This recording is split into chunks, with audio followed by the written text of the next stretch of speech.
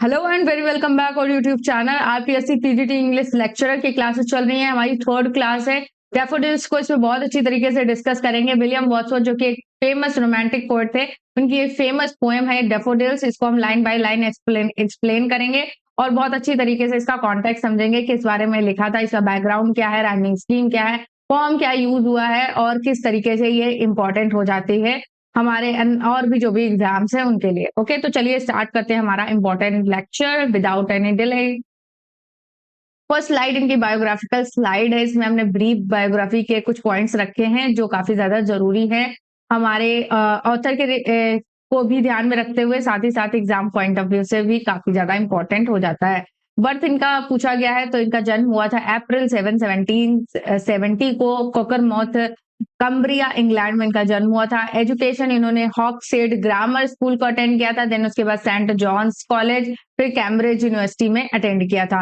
Literary friendship की बात करूं तो सैमुअल टेलर कॉलेरिज के साथ इनकी फ्रेंडशिप हुई थी और ये इनका फेमस जो वर्क है लिरिकल बैलाड के को ऑथर थे, जो कि 1798 में पब्लिश हुआ था। ये इसी से बिगिनिंग मानी जाती है रोमांटिक मूवमेंट की। उसके बाद इनका जो इस कलेक्शन में इनकी एक फेमस पोएम है टिंटन एबे, जो काफी ज्यादा इंपॉर्टेंट और काफी ज्यादा फेमस पोएम है इनकी, ये ध्यान रखना है।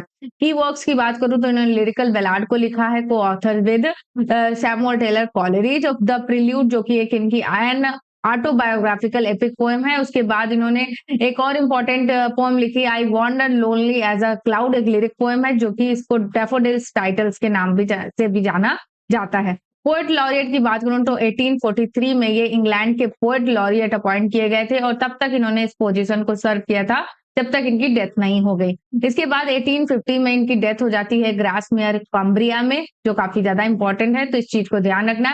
अप्रैल 23 1850 को इनकी डेथ हो जाती है। Okay, next slide. अब देखिए कुछ यहाँ पे आपको बैकग्राउंड जानना जरूरी है कि ये डैफोडिल्स आखिर लिखा क्यों और ये क्या है डैफोडिल्स। तो 1802 का टाइम था, ये अपनी बहन डोरोथी वर्ड्सवर्थ के साथ ये टहल रहे थे लेक डिस्ट्रिक्ट में और वहीं पर इन्होंने क्या देखा, एक लंबी सी बाग या कतार देखी डैफोडिल्स फ्लावर्स की। तो वहीं से इंस्पिरेशन मिला इनको, वहां पे इनको एक तरीके का जो पीस ऑफ माइंड, एक जो सेल्फ लव जो होता है, एक नेचर के लिए जो लव होता है, वो यहाँ पे इनको मिला डैफोडिल्स की जो लंबी सी कतार थी फूलों की उसमें, उसी से इंस्पायर होकर इन्होंने लिख डाली poem daffodils.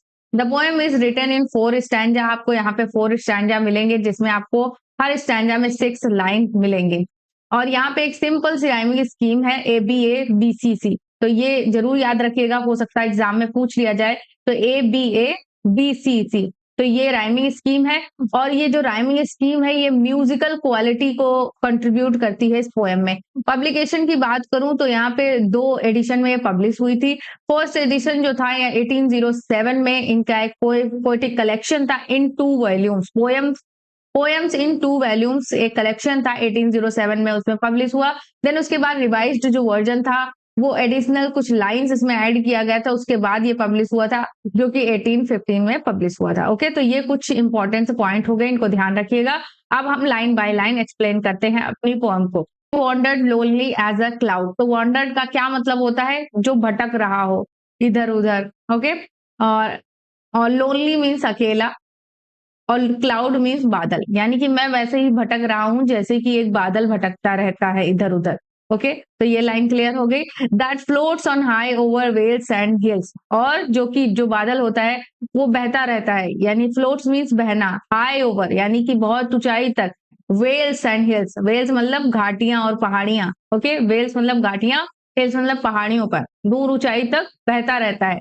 When all at once I saw a crowd, फिर अचानक से, when all at once मतलब अचानक से, I saw a crowd यानी कि मैंने एक झुंड देखा। कैसा झुंड, देखिए, a host of golden daffodils यानी कि एक लंबी डैफोडिल्स फूलों की कतार देखी।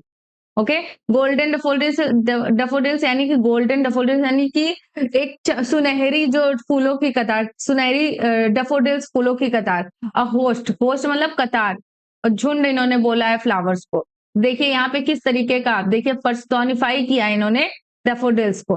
बिसाइड द लेक यानी कि लेक के बगल में, झील के बगल में। बीनीथ द ट्री यानी बीनीथ मतलब नीचे, तो बीनीथ द ट्री यानी कि पेड़ के नीचे। Fluttering and dancing in the breeze. अब फ्लटरिंग मतलब फड़फड़ाना, होते नहीं, उनकी पत्तियां हिलती रहती है ना डैफोडिल्स की, तो वहीं पे डैफोडिल जो फ्लावर होता है उसकी पत्तियां हिलती रहती हैं, पंखुड़ियां, तो उसको उन्होंने फ्लटरिंग कहा, फड़फड़ाना। एंड डांसिंग, डांसिंग मतलब डांस कर रहे हैं, नाचते हुए दिख रहे हैं ऐसे।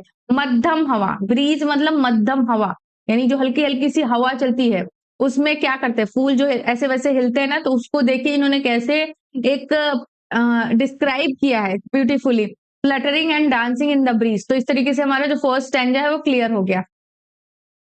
देखिए नेक्स्ट स्टैंजा जो है, continuous as the stars that shine, यानी कि ऐसे कंटिन्यूअस मतलब लगातार, जैसे स्टार्स जो होते हैं वो शाइन करते हैं। And twinkle on the milky way, और जो टिमटिमाते हैं मिल्की वे यानी कि हमारी जो गैलेक्सी है उसमें, they stretch in never ending line, और वो एक ऐसी लंबी खिंची हुई लाइन, लंबी हुई खिंची लाइन में लगे हुए हैं जो कभी खत्म नहीं होने वाली, along the margin of a bay, यानी कि एक खाड़ी तक वो खींचे हुए हैं। 10,000 saw I at a glance, यानी कि वो कह रहे हैं कि मैंने एक नजर में 10,000 डैफोडिल्स को देख लिया। क्या आप एक नजर में 10,000 फूलों को देख सकते हैं? नहीं ना। तो यहाँ पे क्या यूज हो रहा है, यहाँ पे हाइपरबोल का यूज किया है इन्होंने, हाइपरबोल फिगर ऑफ स्पीच का यूज किया है।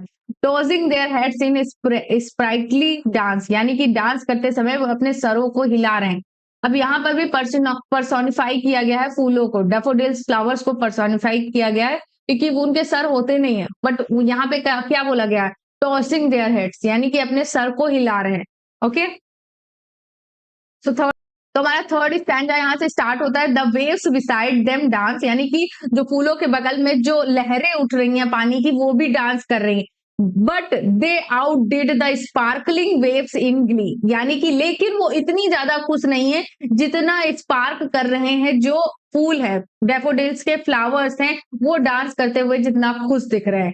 Poet could not but he gave in such a जोकंड company, यानी कि जो ऐसा इस तरीके की सिचुएशन में पोएट जो होता है वो कुछ नहीं कर सकता है, लेकिन जब उसको इस तरीके की जोकन कंपनी मिल रही हो तो पोएट कुछ भी नहीं कर सकता, वो इंजॉय कर सकता है।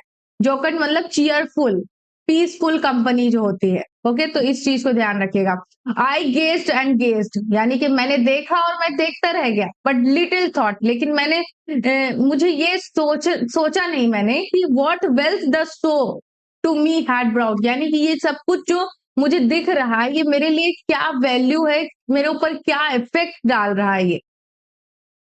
सो व्हाट्सवर्थ जो अपने लास्ट एंड फाइनल स्टैंजा में कहते हैं, फॉर ऑफ्ट मतलब अक्सर, when on my couch I lie, यानी कि जब भी मैं अपने सोफे पे आराम से लेटा या बैठा हुआ होता हूँ, इन वैकेंड और इन पेंसिव मूड, यानी कि खराब से मूड के साथ, यानी कि अपने डिस्टर्ब अनप्रेजेंट माइंड के साथ, जब मैं अपने काउच यानी कि बेड या सोफे पे लेटा बैठा होता हूँ, दे flash upon that in word I, यानी कि तब मेरी आंखों के सामने ये फ्लैश करता है, यानी कि मेरी जो इनर मेमोरी है उसमें, इमेजिनेशन में ये चीजें आती, वही डेफोडिल्स का डांस करना, which is the bliss of solitude, जो कि मुझे अकेलेपन में मुझे एक तरीके का ब्लेसिंग्स देती हैं, यानी कि एक तरीके की प्रसन्नता देती हैं। And then my heart with pleasure fills, और उसके बाद जो मेरा हृदय है वो खुशी के साथ भर जाता है। And dances with the daffodils, और वह भी डेफोडिल्स के साथ डांस करने लगता है। तो इस तरीके से ये पूरी पोएम यहाँ पे एंड होती है, और यहाँ पे हमारा सेशन जो है कंप्लीट होता है, और इससे जुड़े जो भी एमसीक्यूज हैं वो हम नेक्स्ट वीडियो में कंप्लीट करेंगे। सो थैंक फॉर वॉचिंग, मिलते हैं नेक्स्ट वीडियो में, बाय बाय।